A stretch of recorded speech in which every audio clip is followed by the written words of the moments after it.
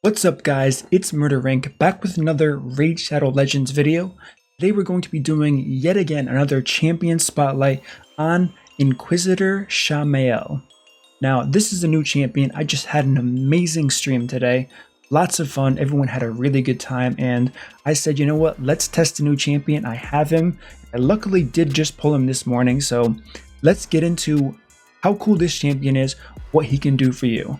Let's take a look at his model and let's see what we got going on here. So pretty basic model. I did see a lot of comments last time I said that, and they said sometimes basic is better. I do agree with that, and he doesn't look as good as what he can actually offer. So when I first brought him up at the start of the stream, there were a few people who said, I've seen a video on him and I've looked over his kit. He's pretty mediocre. The overall consensus was he was a rather mediocre champion. And I said, you guys are definitely missing what I'm seeing here. We tested him. I blew people's minds. I did some prediction thing on Twitch. You might not be familiar with that if you're watching on YouTube, but basically it's like a gambling thing. You get to predict channel points that are free. And I said, how much damage do you think this skill is going to do? And so many people were shocked at the actual numbers that he could do. So let's go over his skills and let me show you why this guy is absolutely insane if you gear him a certain way. So the first thing we're going to talk about is his A1. Wreak Revenge. Attacks one enemy, has a 50% chance of decreasing the duration of a random buff on the target by 1 turn. Counterattacks with this skill each time an enemy places a debuff on an ally. These counterattacks will only deal 50% of the normal damage and cannot be critical. This goes up to a 50, 60, 70, 75% chance of decreasing the duration. So overall, this is interesting for an A1. Not really around the rest of his kit being kind of like a damage dealer, which you'll kind of see when we move on to the rest of his kit, but this is not a bad A1. A1 shouldn't be overpowered. When you think about it, an A1's usually just places leech debuff, does this, does that. So for an A1, this definitely isn't bad by any means, especially since he is just an epic champion. So for the A2 ability, this is what I'm talking about. Attacks one enemy 3 times, will ignore 25% of the defense. Baseline will ignore a further 25% of defense for each buff on this champion. Places a true fear debuff on all enemies for 1 turn if this attack kills an enemy. Now, this is very unique. If you understand why, you're already ahead of the game. If you don't, I will explain it.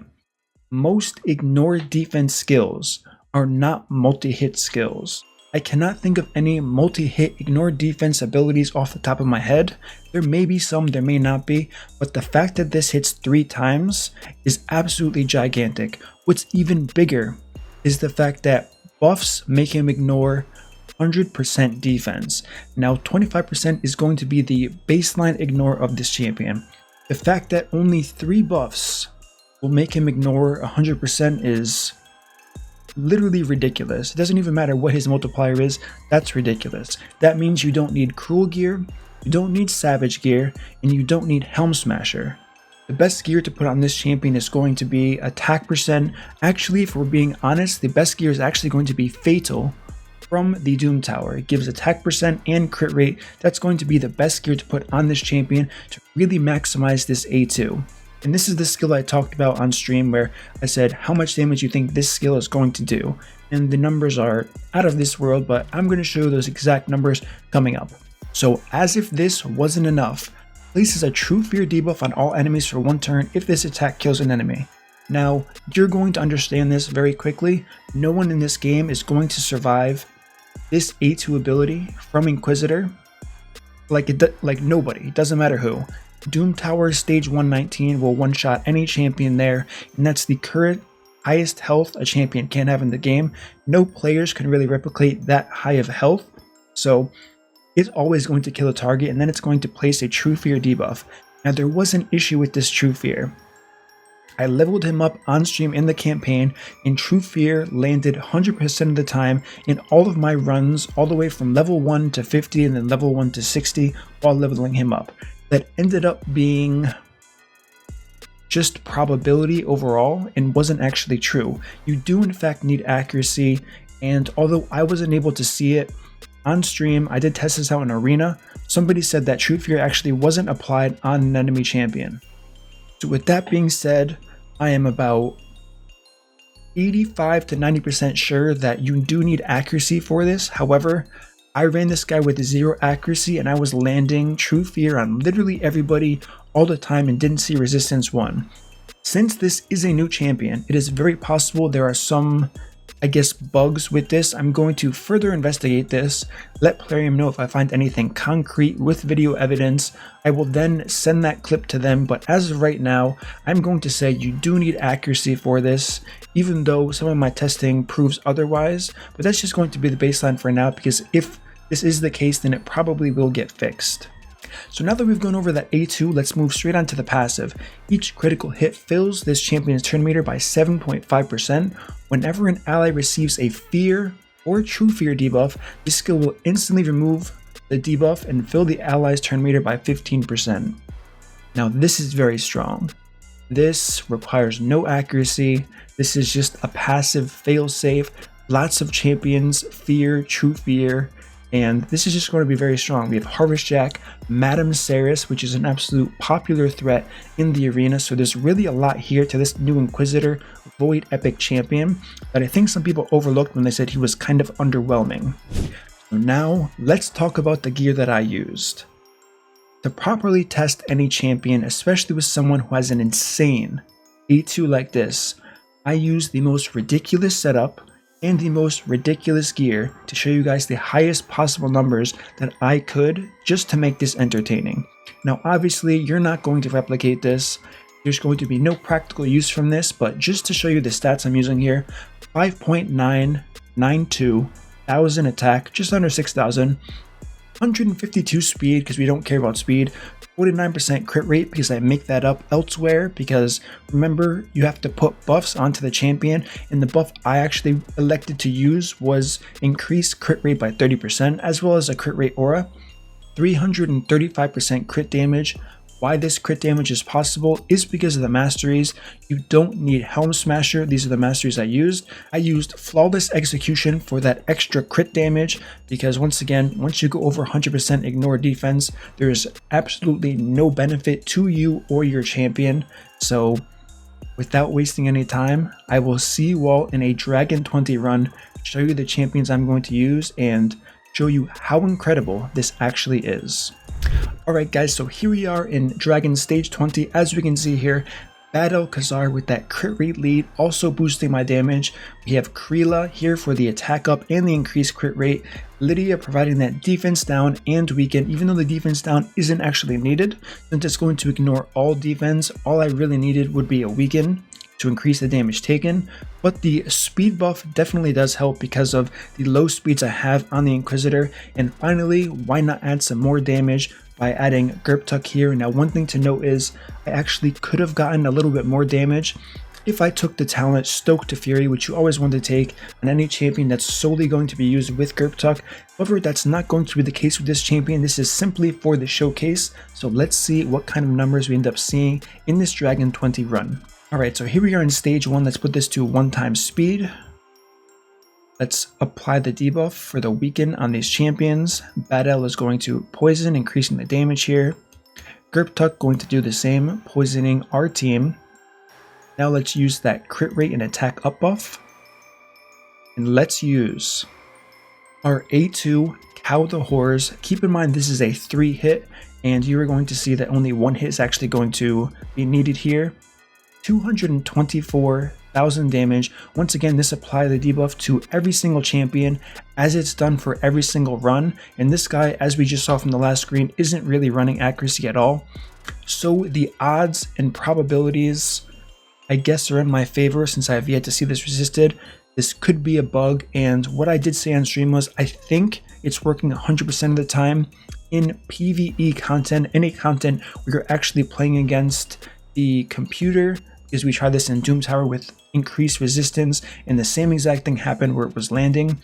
However, in PvP, sometimes it wasn't saying resisted, but it just wasn't being applied to the other champions there. So once again, it's still 50-50. I'm going to investigate further and send this to Plarium. So that is the damage that this does. What we're going to do is we are going to kind of cycle through this, get to the dragon, so we can see what all 3 hits are going to do against this Dragon Stage 20 boss here. Alright guys, we have made it to the dragon. Let's see what our maximum damage is.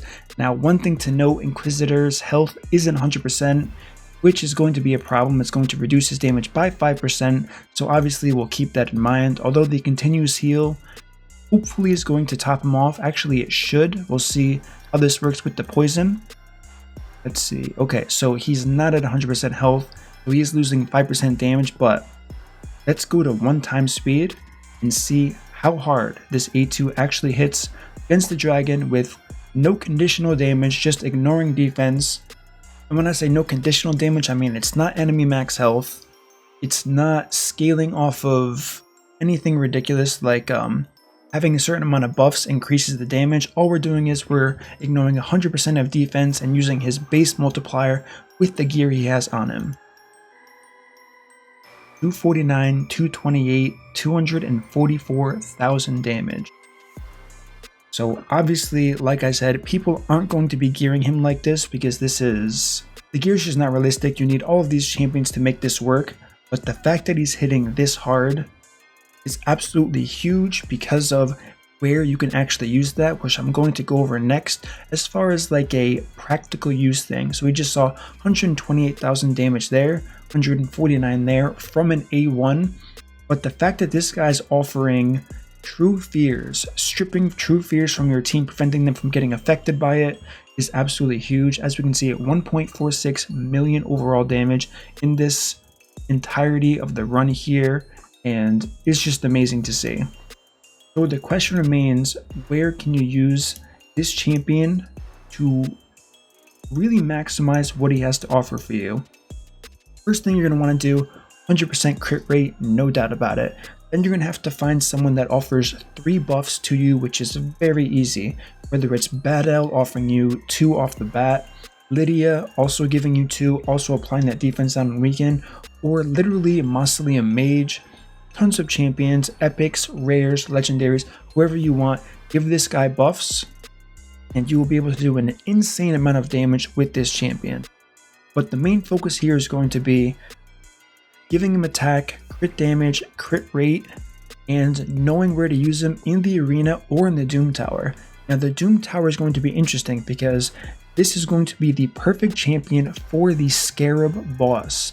The Scarab requires a shield, so that's 1 buff you're getting already off the bat. The fact that you can add 2 more buffs rather easily with your champions, especially an attack up, which will be awesome for this guy, means all you really have to do is find 1 more buff for him, or you can just settle for 75% ignore defense, which is, by the way, plenty.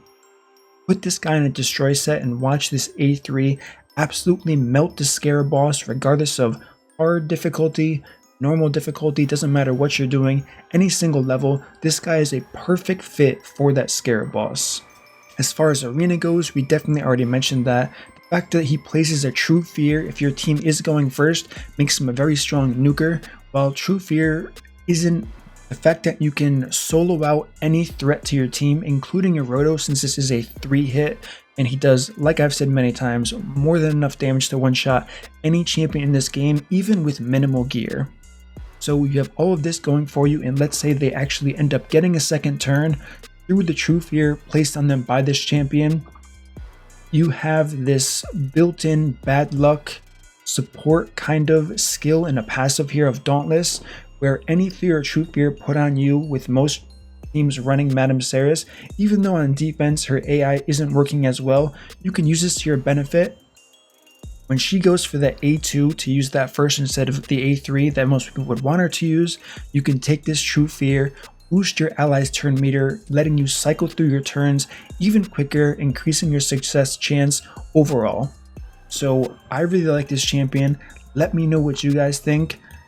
As I've said many times before, it's really hard to cast a judgment on a new champion like this without properly testing him for a decent amount of time. I think I spent over 2 hours on stream testing this guy out in front of everybody, and we really found where he shines. I want to know, can you guys find any other place where this guy's going to be incredible for you besides the Doom Tower? We definitely listed a lot of places where he can't help. Now the only issue is going to be, what about Clan Boss? Can you use him in Clan Boss? And There's no fear being applied. The problem is each critical hit is going to fill his turn meter. So unless you're running him in some type of speed clan boss team, you're probably not going to want to have this in any type of counter attack team. The one thing I didn't do that I normally do is go over his base stats. We have 16,680 base HP, 1,288 base attack, which is definitely respectable, 903 defense, which is rather low unfortunately, 101 speed, which is on the higher threshold, which I really like. 15% crit rate, 60% crit damage, which is 3 less than the max, 30% resistance. So his base stats for an epic are actually rather good, especially for the attack and how well he does scale. And the fact that you don't need Helm Smasher really lets you pump up, and I know I've said this, people don't understand that when you don't have to take Helm Smasher, the gear requirements for a champion like this significantly drop, so it can definitely help you out a lot. So that is going to wrap up the video today on my thoughts and my breakdown on Inquisitor Shamael. Let me know what you guys think. Once again, leave a comment. Did I miss something? Did you guys find a way to use him where I overlooked? I'm definitely interested, so give me your feedback.